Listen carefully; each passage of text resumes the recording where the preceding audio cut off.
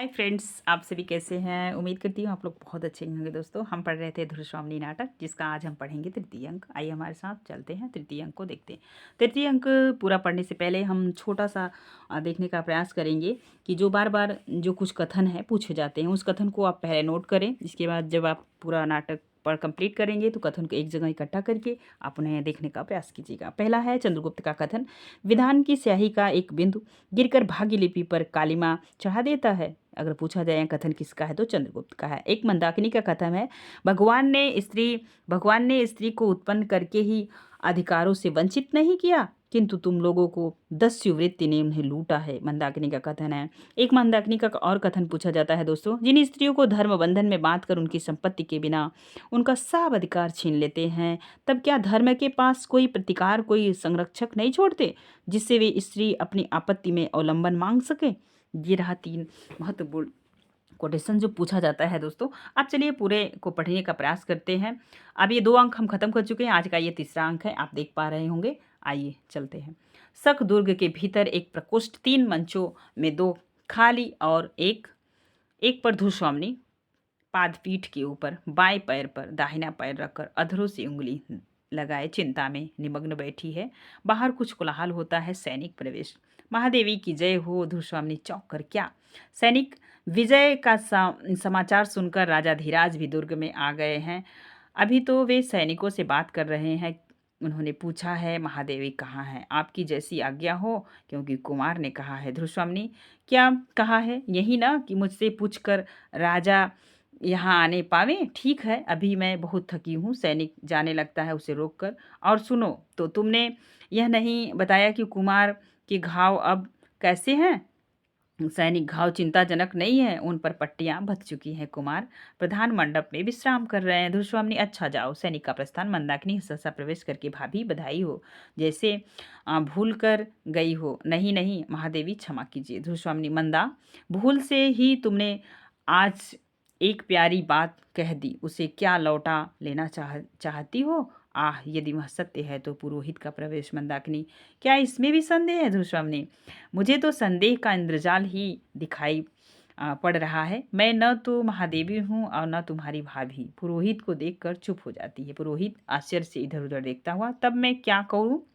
मंदाकिनी, क्यों, आपको कुछ कहना है क्या। पुरोहित, वैसे उपद्रव के साथ शांति कर्म होना आवश्यक है, इसलिए मैंने स्वस्थयन करने आया था, किंतु आप तो कहती हैं कि मैं महादेवी ही नहीं हूँ। धूस्वामिनी तीखे स्वर में, पुरोहित जी, मैं राजनीति नहीं जानती, किंतु इतना समझती हूँ कि जो रानी शत्रु के लिए उपहार में भेज दी जाती है, वह महादेवी की उच्च पदवी से पहले की ही वंचित हो गई होगी। मंदाकिनी, किंतु आप तो भाभी होना भी अस्वीकार करती हैं। धूस्वामिनी, भाभी कहने का तुम रोग सॉरी धूस्वामिनी, भाभी कहने का तुम्हें रोग हो तो कह लो, क्योंकि इन्हीं पुरोहित जी ने उस दिन कुछ मंत्रों को पढ़ा था। उस दिन के बाद मुझे कभी राजा से सरल संभाषण करने का अवसर ही न मिला। हाँ, न जाने मेरे किस अपराध पर संदिग्ध चित्त होकर उन्होंने जब मुझे निर्वासित किया, तभी मैंने अपने स्त्री होने के अधिकार की रक्षा की भीख मांगी थी। वह भी न मिली और मैं बलि पशु की तरह अकरुण आज्ञा की डोरी में बंधी हुई शक दुर्ग में भेज दी गई। अब तब भी तुम मुझे भाभी कहना चाहती हो। मंदाकिनी सिर झुकाकर, यह गर्हित और ग्लानिजनक प्रसंग है पुरोहित। यह मैं क्या सुन रहा हूँ। मुझे तो यह जानकर प्रसन्नता हुई थी कि वीर रमणी की तरह आप अपने साहस के बल पर महादेवी ने इस दुर्ग पर अपना अधिकार किया। धूस्वामिनी, आप झूठ बोलते हैं। पुरोहित आश्चर्य से, मैं और झूठ। धूस्वामिनी, हाँ, आप और झूठ नहीं, स्वयं आप ही मिथ्या हैं। पुरोहित हंसकर, क्या आप वेदांत की बात करती हैं, तब तो संसार मिथ्या ही है। धूस्वामिनी क्रोध से, संसार मिथ्या है या नहीं यह तो मैं नहीं जानती, परंतु आपका कर्मकांड और आपके शास्त्र क्या सत्य, जो सदैव रक्षणीय स्त्री की ही दुर्दशा हो रही है। पुरोहित मंदाकिनी से, बेटी तुम ही बताओ, यह मेरा भ्रम है या महादेवी का रोष। धूस्वामिनी, रोष है या रोष है। हाँ, मैं रोष से जली जा रही हूँ। इतना बड़ा उपहास धर्म के नाम पर स्त्री आज्ञाकारिता की यह पैशाचिक परीक्षा मुझसे बलपूर्वक ली गई। पुरोहित, तुमने जो मेरा राक्षस विवाह कराया है, उसका उत्सव भी करना कितना सुंदर है। यह जनसंचार संहार देखो, अभी उस प्रकोष्ठ में रक्त सनी हुई सकराज की लोथ पड़ी होगी। कितने ही सैनिक दम तोड़ते होंगे, और उस रक्तधारा में तिरती हुई मैं राक्षसी सी सांस ले रही हूँ। तुम्हारा स्वस्थयन मुझे शांति देगा। मंदाकिनी, आर्य, आप बोलते क्यों नहीं? आप धर्म के नियामक हैं।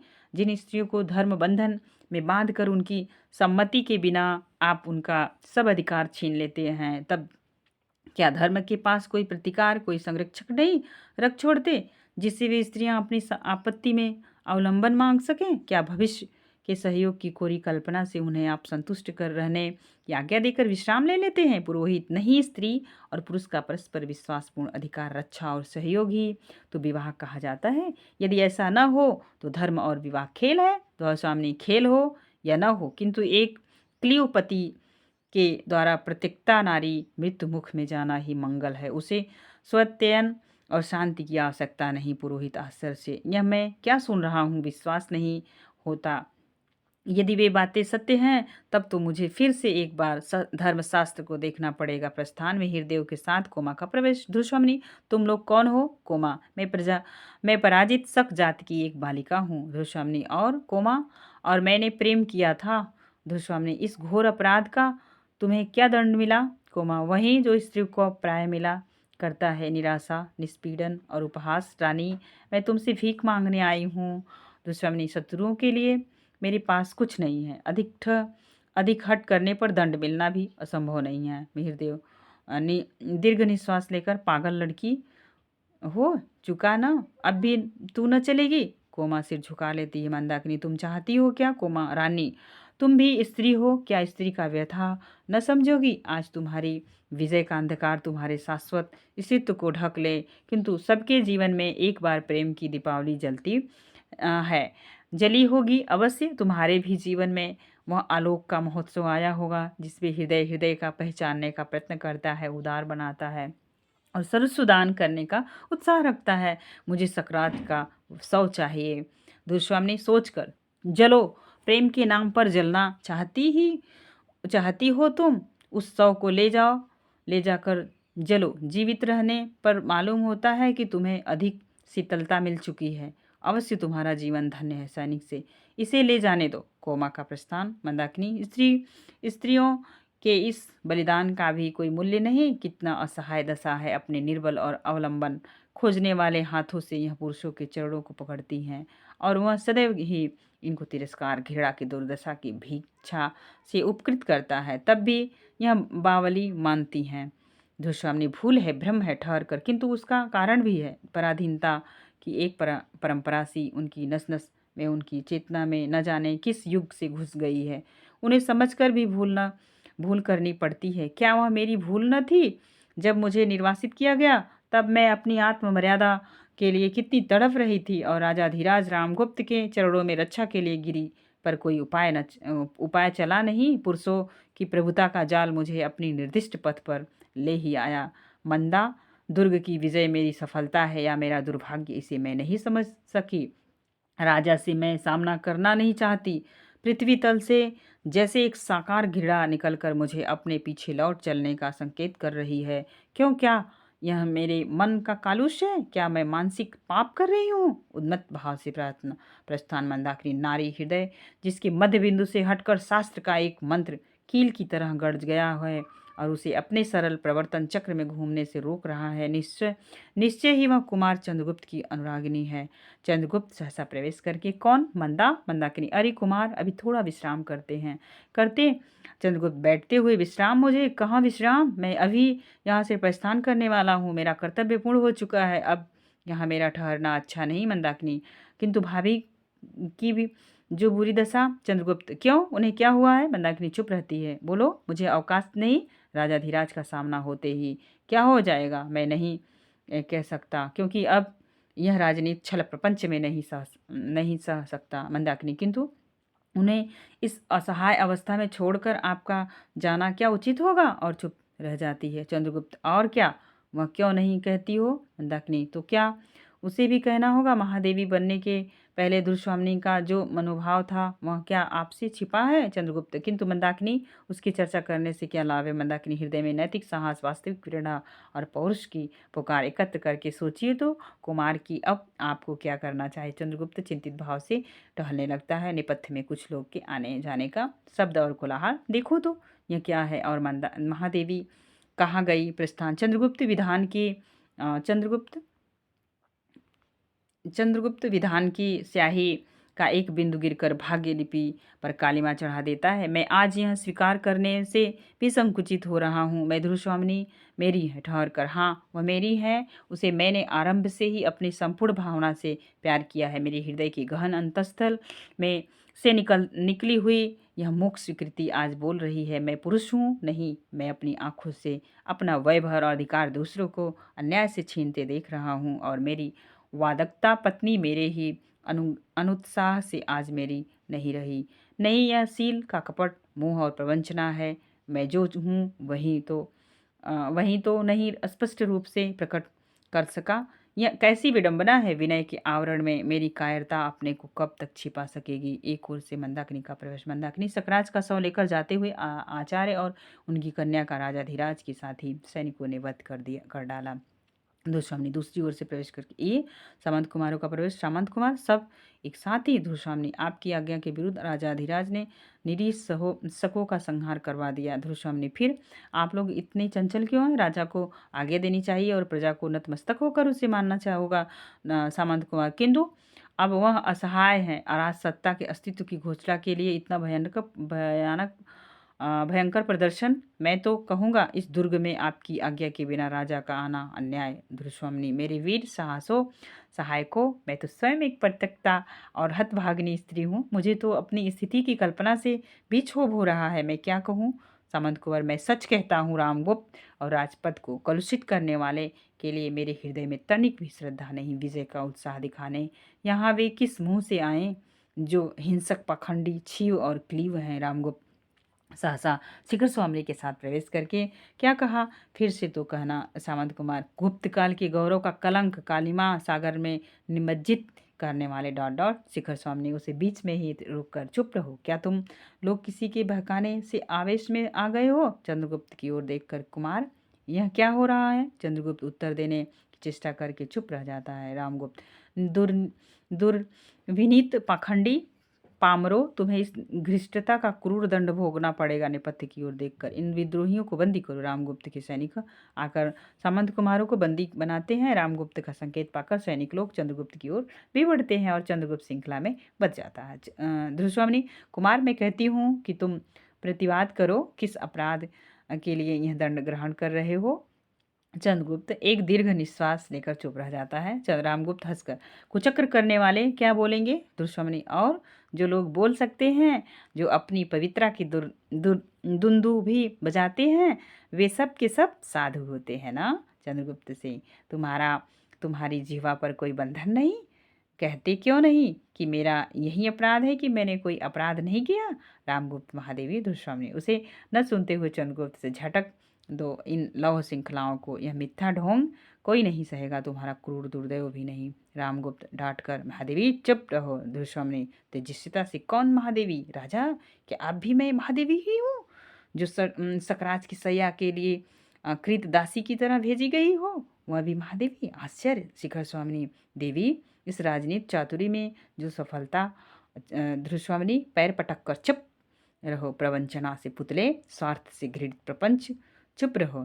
रामगुप्त, तो तुम महादेवी नहीं हो? न धृतराष्ट्र, नहीं, मनुष्य की दी हुई मैं उपाधि लौटा देती हूँ। रामगुप्त, और मेरी सहधर्मिणी? धृतराष्ट्र, धर्म ही इसका निर्णय करेगा। रामगुप्त, मैं क्या इसमें भी संदेह? धृतराष्ट्र, उसे अपने हृदय से पूछिए कि क्या मैं वास्तव में धर्मिणी हूँ? पुरोहित का प्रवेश सामने सबको देखकर चौंक उठता है। शिखर स्वामी चले जाने का संकेत करता है। पुरोहित, नहीं, मैं नहीं जाऊंगा। प्राणी मात्र के अंतस्थल में जागृत रहने वाले महान विचारक धर्म की आज्ञा में न टाल सकूंगा। अभी तो प्रश्न अपनी गंभीरता में भीषण होकर आप लोगों को विचलित कर रहा है। मैं ही उसका उत्तर देने का अधिकारी हूँ। विवाह का धर्मशास्त्र से घनिष्ठ संबंध है। धृतराष्ट्र, आप सत्यवादी ब्राह्मण हैं? कृपा करके बतलाइए। शिखर स्वामी, विनय से उसे रोककर, मैं समझता हूँ कि यह विवाद अधिक बढ़ाने से कोई लाभ नहीं। ध्रुवस्वामी ने, नहीं, मेरी इच्छा इस विवाद का अंत करने की है। आज यह निर्णय हो जाना चाहिए कि मैं कौन हूँ। रामगुप्त, ध्रुवस्वामी, निर्लजता की भी एक सीमा होती है। ध्रुवस्वामी, मेरी निर्लजता का दायित्व क्यों का पुरुष पर है, स्त्री की लज्जा लूटने वाले उस दस्यु के लिए मैं? रामगुप्त, रोक कर, चुप रहो। तुम्हारा तुम्हारा पर पुरुष में अनुरक्त हृदय अत्यंत कलुषित हो गया है। तुम काल सर्पिणी सी स्त्री, ओह, तुम्हें धर्म का तनिक भी भय नहीं। शिखर, इस भी इसे भी बंदी करो। पुरोहित, ठहरिए महाराज, ठहरिए, धर्म की ही बात मैं सोच रहा हूँ। शिखर स्वामिनी क्रोध से, मैं कहता हूँ कि तुम चुप न रहोगे तो तुम्हारी भी यही दशा होगी।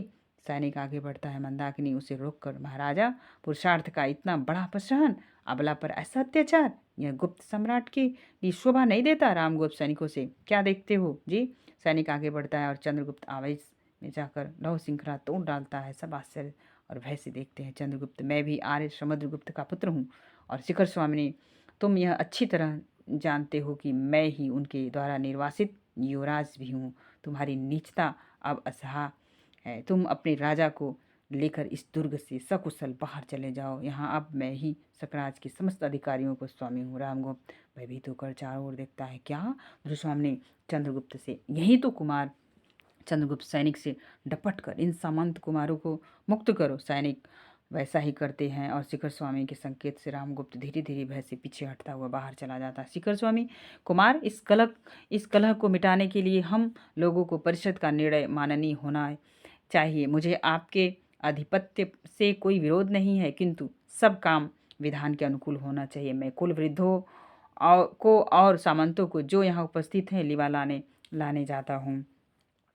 सैनिक लोग और भी मंच लेकर आते हैं और सामंत कुमार अपने खंगों को खींचकर चंद्रगुप्त के पीछे खड़े हो जाते हैं। ध्रुवस्वामी और चंद्रगुप्त परस्पर एक दूसरे को देखते हुए खड़े रहते हैं। परिषद के साथ रामगुप्त का प्रवेश, सब लोग मंच पर बैठते हैं। पुरोहित कुमार, आसन ग्रहण कीजिए। चंद्रगुप्त, मैं अभियुक्त हूँ। शिखर स्वामी, बीती हुई बातों को भूल जाने में ही भलाई है। भाई भाई की तरह गले से लगकर गुप्त कुल का गौरव बढ़ाइए। चंद्रगुप्त, अमात्य, तुम गौरव किसको कहते हो?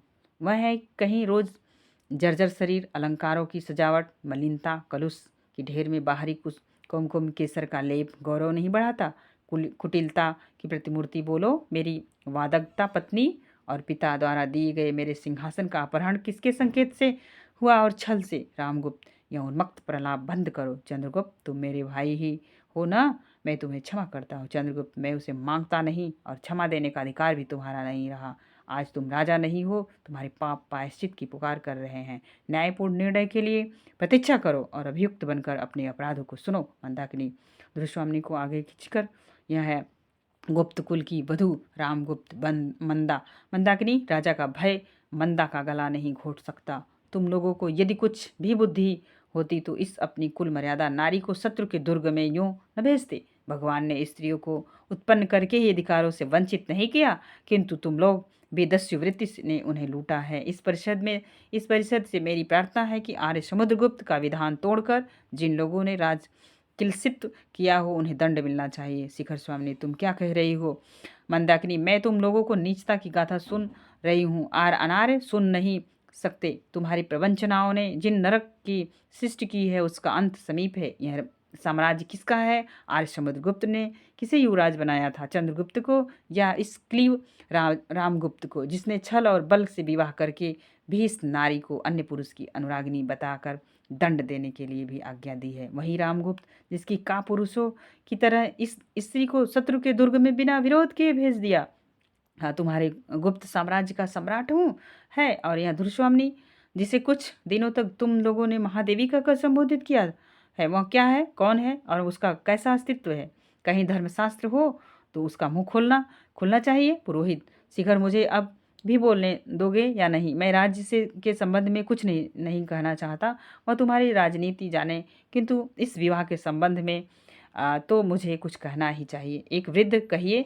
देव, आप ही तो धर्मशास्त्र के मुख हैं। पुरोहित, विवाह की विधि ने देवी ध्रुवस्वामी और रामगुप्त को एक भ्रांतिपूर्ण बंधन में बांधा दिया। धर्म का उद्देश्य इस तरह पद दलित नहीं किया जा सकता। माता और पिता के प्रमाण के कारण इसे प्रमाण के कारण से धर्म विवाह केवल परस्पर द्वेष से टूट नहीं सकते, परंतु यह संबंध उन प्रमाणों से भी विहीन है। और भी गुप्त रामगुप्त को देखकर यह रामगुप्त और प्रवज्जित तो नहीं, पर गौरव से नष्ट, आचरण से प्रतीत और कर्मों से राज कलविसी क्लीव है। ऐसी अवस्था में रामगुप्त का धनुष्वामी पर कोई अधिकार नहीं है। रामगुप्त खड़ा होकर क्रोध से, मूर्ख, तुमको मृत्यु का भय नहीं, पुरोहित तनिक भी नहीं, ब्राह्मण केवल धर्म से भयभीत है, अन्य किसी भी शक्ति को वह तुच्छ समझता है। तुम्हारे वधिक मुझे धार्मिक सत्य कहने से रोक नहीं सकते।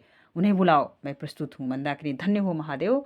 शिखर स्वामी, किंतु निर्भीक पुरोहित, तुम क्लीव शब्द का प्रयोग कर रहे हो। पुरोहित हंसकर, राजनीति दस्यु, तुम शास्त्रार्थ न करो। क्लीव, श्री कृष्ण ने अर्जुन को क्लीव किस लिए कहा? जिसे अपनी स्त्री को दूसरे की अंग गामिनी बनने के लिए भेजने में कुछ संकोच नहीं, वह क्लीव नहीं तो क्या, तो और क्या है? मैं स्पष्ट कहता हूँ कि धर्मशास्त्र रामगुप्त से तो धनुष्वामिनी की मोक्ष की आज्ञा देता है। परिषद कि सब लोग अनार्य, पतित और क्लीव रामगुप्त और गुप्त साम्राज्य के पवित्र आर्य राज्य सिंहासन पर बैठने का अधिकारी नहीं है। रामगुप्त सशंक और भयभीत सा इधर उधर देखकर, तुम सब पखंडी हो, विद्रोही हो। मैं अपने अन्यायपूर्ण अधिकार को तुम्हारे जैसे कुत्तों को भोंकने पर न छोड़ दूंगा। शिखर स्वामी, किंतु परिषद का विचार तो मानना ही होगा। रामगुप्त रोने के स्वर में, शिखर, तुम भी ऐसे कहते हो? नहीं, मैं यह न मानूंगा।